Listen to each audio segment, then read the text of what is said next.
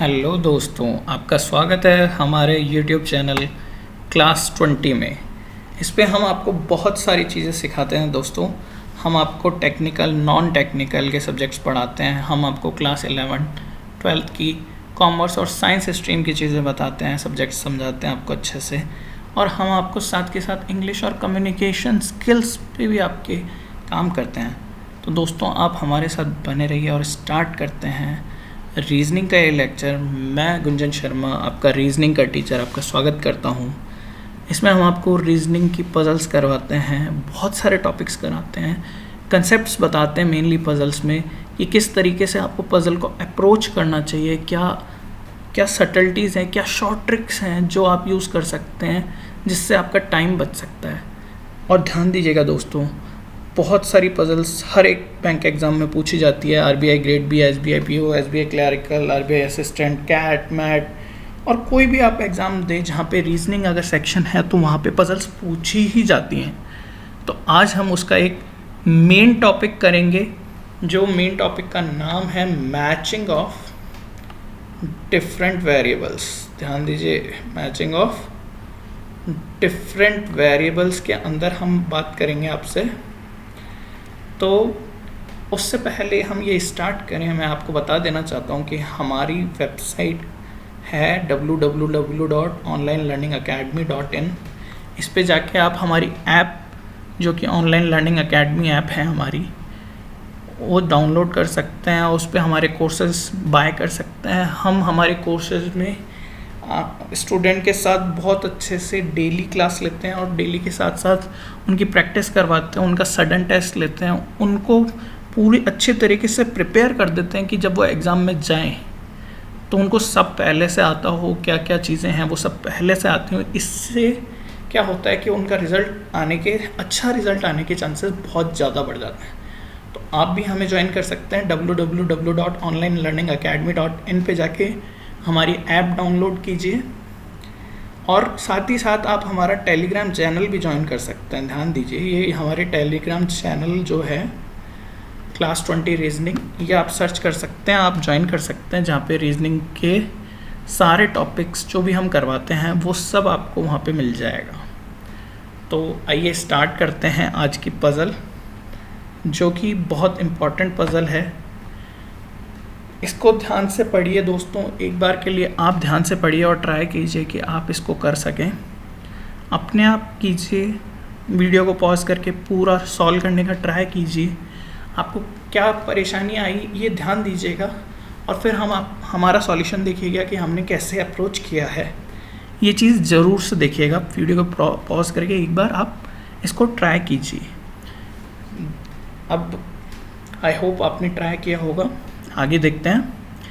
तो दोस्तों, अब तक हमने जो पजल्स देखी उसमें हमने कुछ कंसेप्ट समझे थे कि कैसे हमें बेस तैयार करना होता है और बेस के अंदर फिर इंफॉर्मेशन जो भी होती है वो फिल करनी होती है और किस टाइप से फिल करनी होती है, ये इम्पॉर्टेंट होता है। ये हमने पिछली वाली पजल्स में समझ लिया था।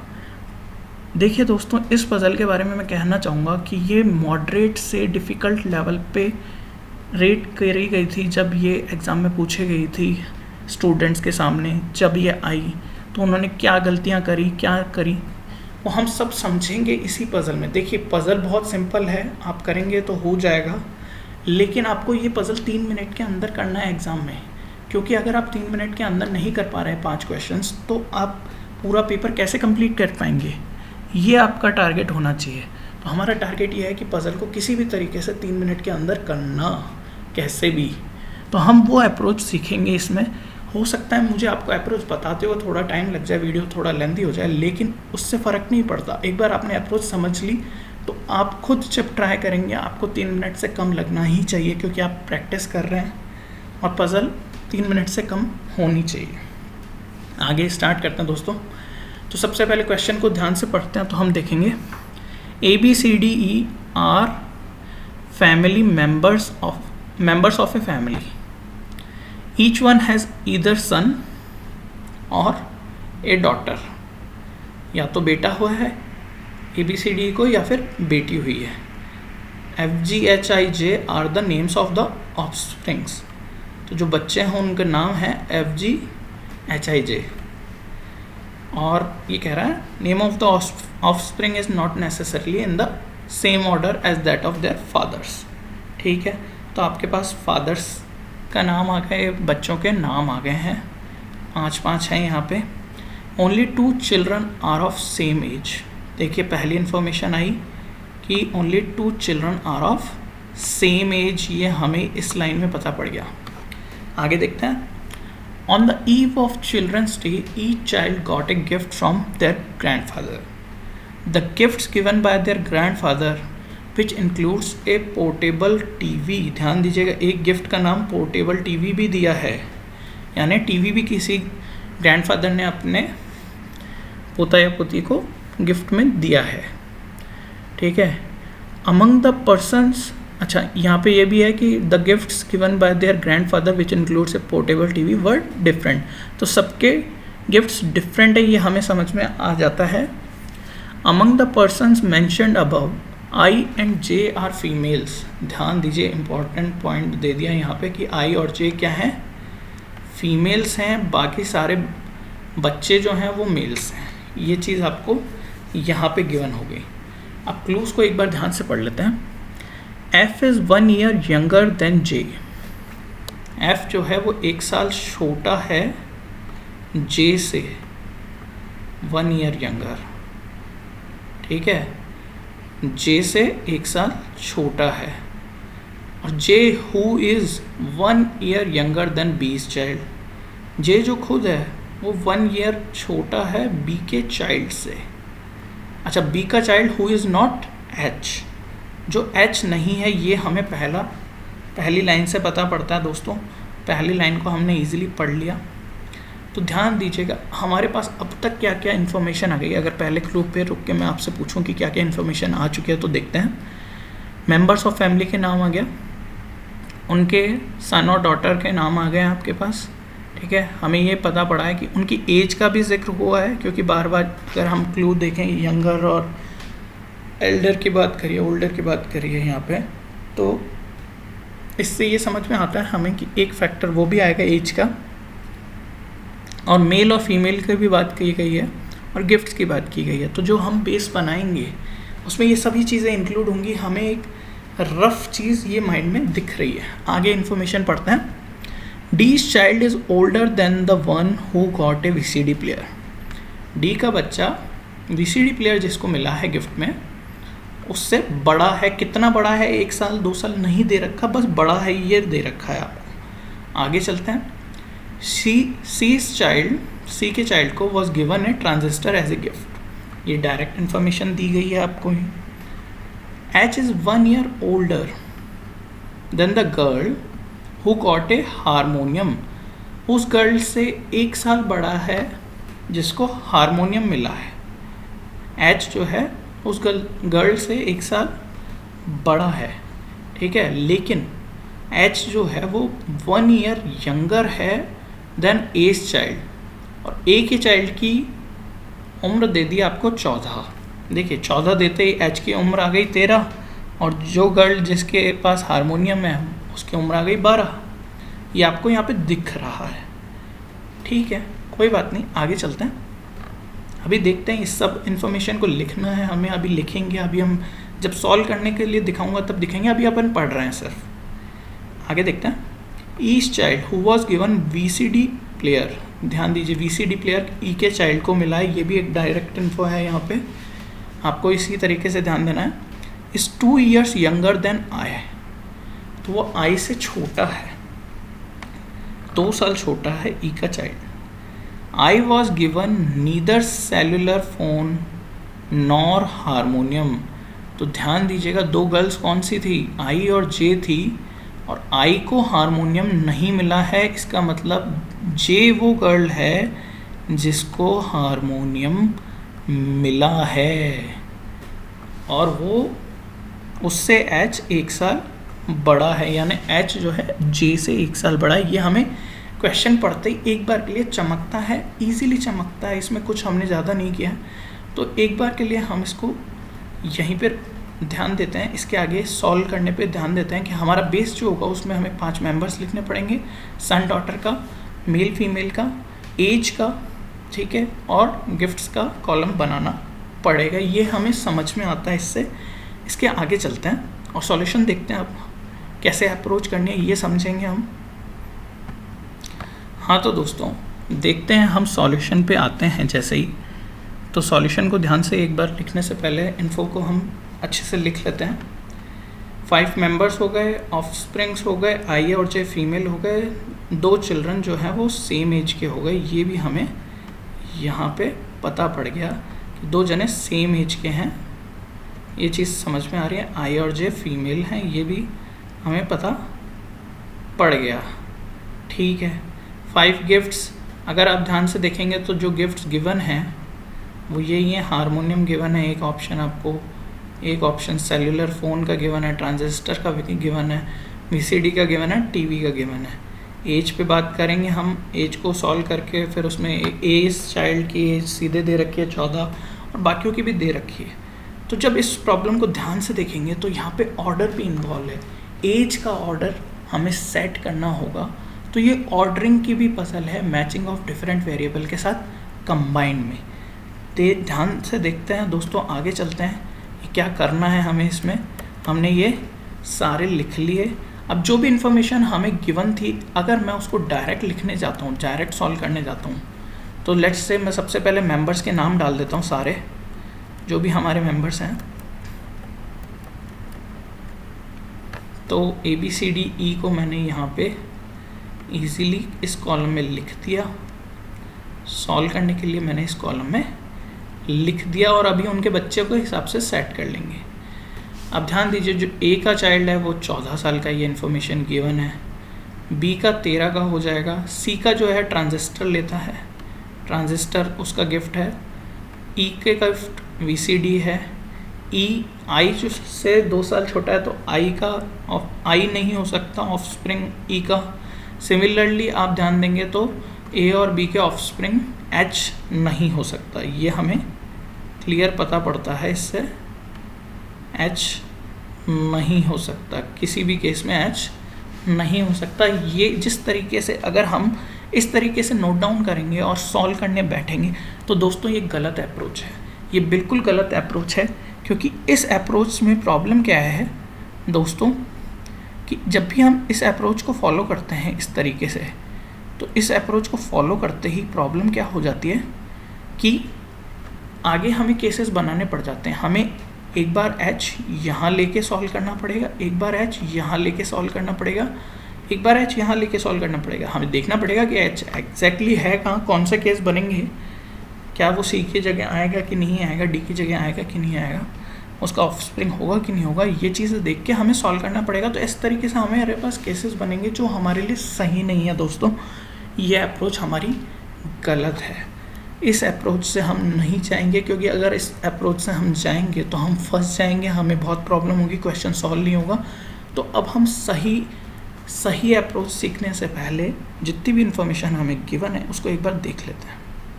तो जो इन्फॉर्मेशन गिवन है उसको एक बार वापस से आँख से देखते हैं, हम हमारे वर्ड्स में उसको लिखते हैं जैसे हमें एग्ज़ाम में लिखना है सॉल्व करते टाइम।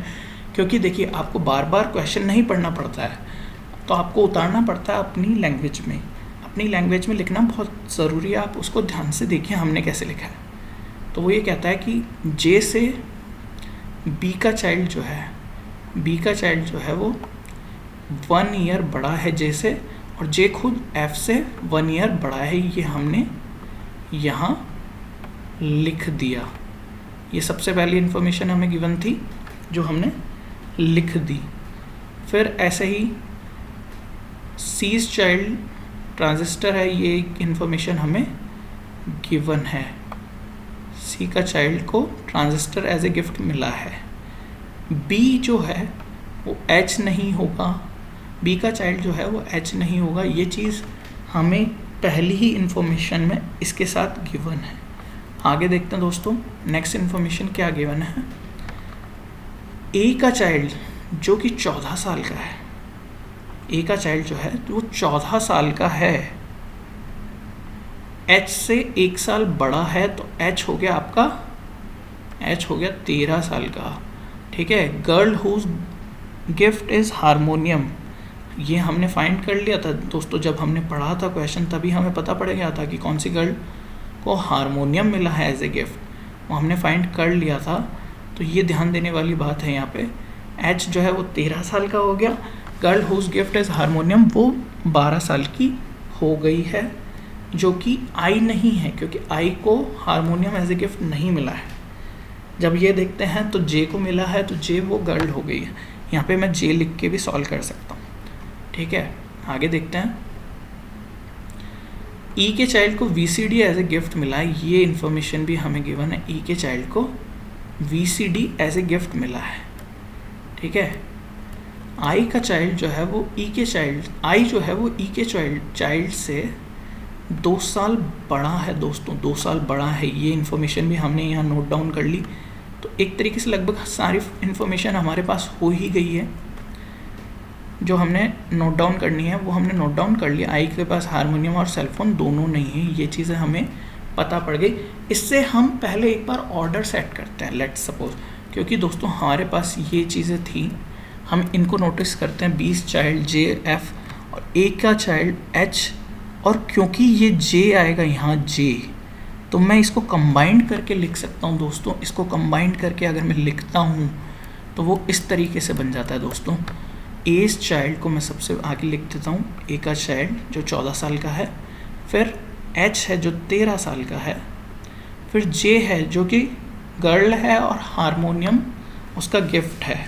ये हमें पता पड़ गया है यहाँ से कि J जो वो जना है या जनी है, सॉरी, इस केस में गर्ल है हुज गिफ्ट इज़ हारमोनियम। तो ये 3 हमें पता पड़ गए। और F के बारे में लिखा है कि वो 1 साल छोटा है उससे, तो 14, 13, 12 ये एजेस उनकी हो गई 11। अभी एक चीज़ और गिवन थी दोस्तों, अगर ऊपर देखें ध्यान से, B का चाइल्ड 1 साल बड़ा है J से, यहाँ पे ये दे रखा है, ध्यान दीजिए। ये इन्फॉर्मेशन अभी हमने फिल नहीं करी थी, इसको थोड़ा ध्यान से देखिए कि B का चाइल्ड भी J से बड़ा है। ये हमारी इस टेबल में अब तक हमने फिल नहीं करा था। अगर इसको ध्यान से देखें आप इस जगह, तो मैं इसको अलग से ले जाके यूँ लिख देता हूँ, नीचे अलग से ले जाता हूँ, और मैं B के चाइल्ड को भी की एज को भी ज़्यादा बता रहा हूँ J से, और उसकी एज है 13 साल। देखिए क्वेश्चन में गिवन था कि 2 चाइल्ड की एज सेम हो सकती है, तो H और B के चाइल्ड की एज सेम है। अब जब मैं इस इंफॉर्मेशन के साथ हमारी टेबल बनाता हूँ दोस्तों, तो एक बार के लिए टेबल को ध्यान से देखिए कैसे बनती है टेबल, और टेबल बहुत इजीली बन जाएगी दोस्तों। सबसे पहले मेरे पास जो एज है, सबसे बड़े की एज है 14 ईयर्स, मैंने नोट डाउन कर ली यहाँ पे। 14 ईयर है किसकी एज? ए के चाइल्ड की, तो मैंने मेंबर का नाम ए लिख दिया है यहाँ पे दोस्तों। सिमिलरली बी के चाइल्ड की एज भी 13 है, मैंने लिख दिया है यहाँ पे। ये इन्फॉर्मेशन मुझे गिवन है, क्लियरली गिवन है। बी के चाइल्ड की एज भी 13 है, तो मैंने 13 लिख दिया। सिमिलरली एच की एज 13 है, एच की एज के लिए भी मैंने लिख दिया 13 दोस्तों। एच जो है वो 13 साल का है, मेल है एच का केस, क्योंकि आई और जे जो हैं वो फीमेल्स थे। जे के साथ मैंने लिख दिया है कि जे को हारमोनियम पसंद था। इससे हमें पता पड़ता है कि आई को पसंद नहीं है, आई फीमेल है, जे भी फीमेल है और उसको हारमोनियम पसंद है। क्या पसंद है? हारमोनियम पसंद है, और उसकी एज जो है दोस्तों 12 ईयर्स है।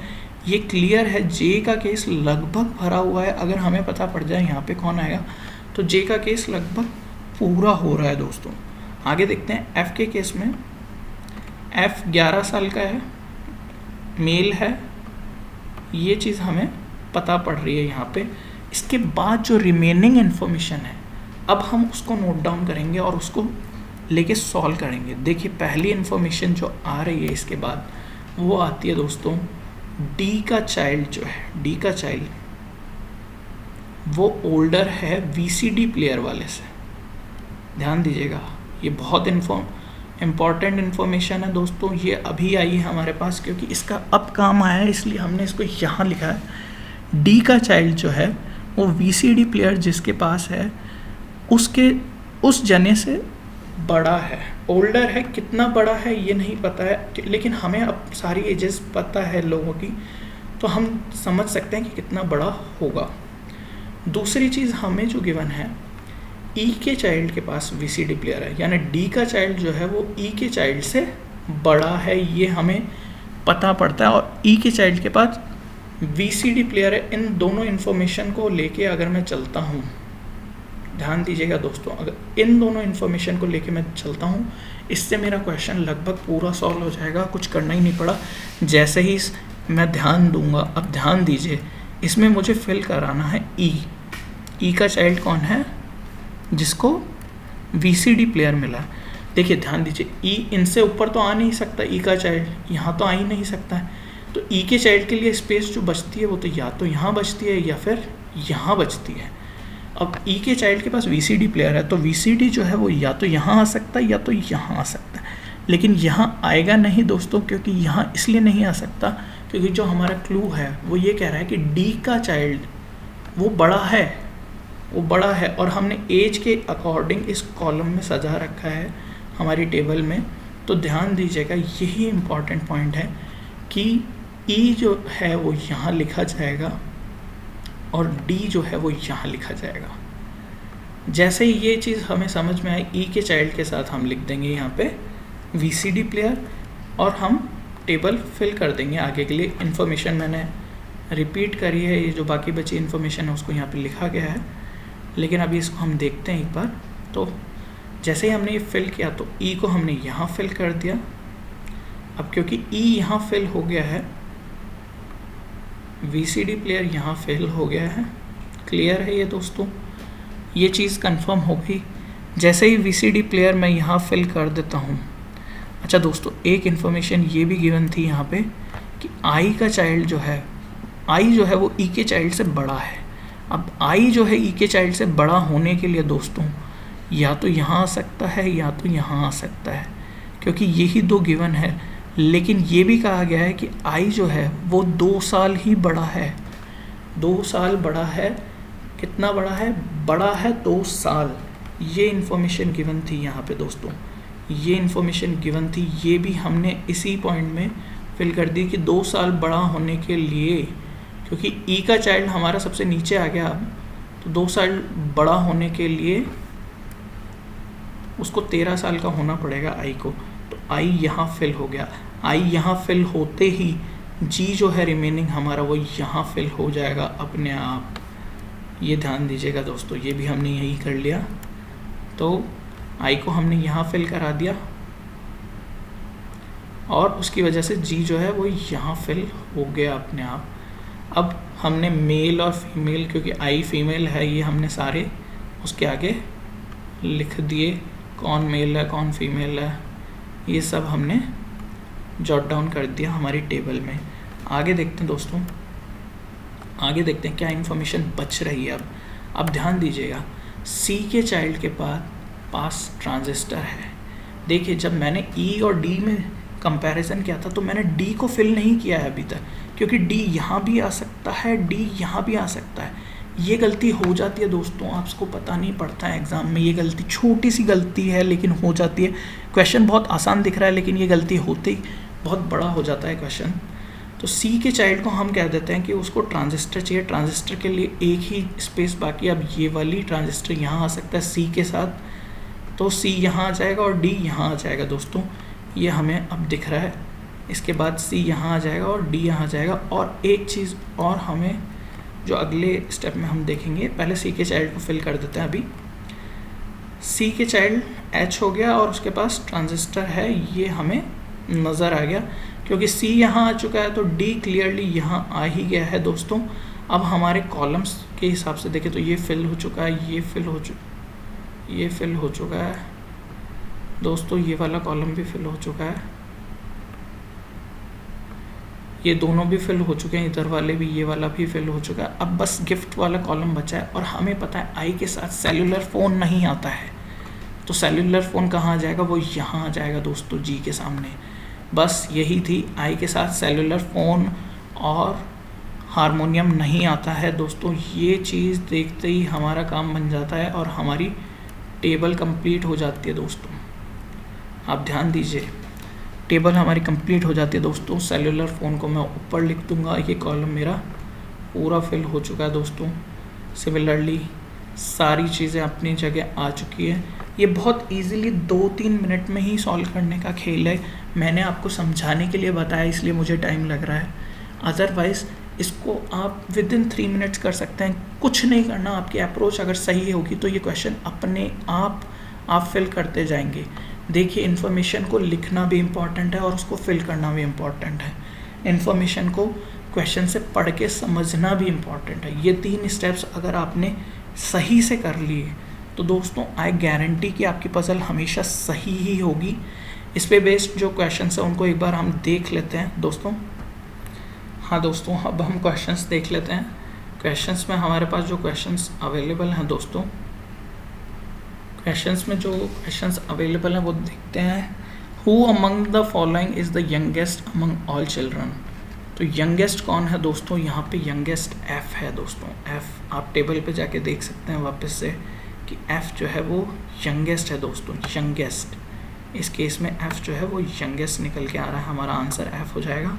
Who among the following got a cellular phone from his और हर ग्रैंडफादर। ध्यान दीजिए, सेल्यूलर फ़ोन किसको मिला? लास्ट में फिल किया था क्योंकि आई के पास नहीं था तो ये जी को मिला था दोस्तों। Who among them is the father of H. H का फादर कौन है? ध्यान दीजिएगा दोस्तों, सी है एच का फादर और कोई नहीं हो सकता है। आगे देखते हैं। What did E son get as a gift. E के सन को क्या मिला एज ए गिफ्ट? ई के सन को देखिए क्लियरली दे रखा था क्वेश्चन में, ये तो आपको सोचना भी नहीं था कि क्या दे रखा था, आपको VCD क्लियर दे रखा था। ये क्वेश्चन तो आप सीधे भी सॉल्व कर सकते थे। The oldest child got which of the following gift. सबसे बड़े को क्या गिफ्ट मिला है?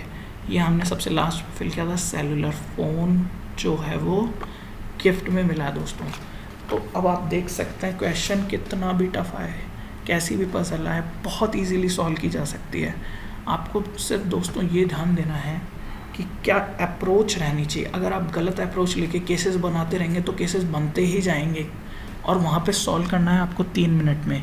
आपको अप्रोच समझनी पड़ेगी कि आपको बेस बनाना है। बेस बनाने के बाद जो इन्फॉर्मेशन गिवन है उसको फिल कैसे करना है, डायरेक्ट फिल नहीं करना है दोस्तों, क्योंकि अगर आप डायरेक्ट फिल करेंगे तो सब केसेस बनते जाएंगे, केस के सब केसेस बनते ही चले जाएंगे और आपको टाइम लग जाएगा। इसलिए डायरेक्ट फिल करने की बजाय जिस तरीके से इन्फॉर्मेशन गिवन है उसको उस तरीके से फिल करें और धीरे धीरे फिल करते जाएं। एक साथ फिल करने की गलती ना करें कि सारे मेंबर्स का नाम अगर मैं एक साथ कर देता तो ये गलती हो जाती है और आपको टाइम लग जाता क्वेश्चन सॉल्व करने में। और 3 मिनट में जब क्वेश्चन नहीं सॉल्व होता है ना आपसे ड्यूरिंग द एग्ज़ाम तो हाथ पैर फूलने लग जाते दोस्तों। ये गलती नहीं करनी है।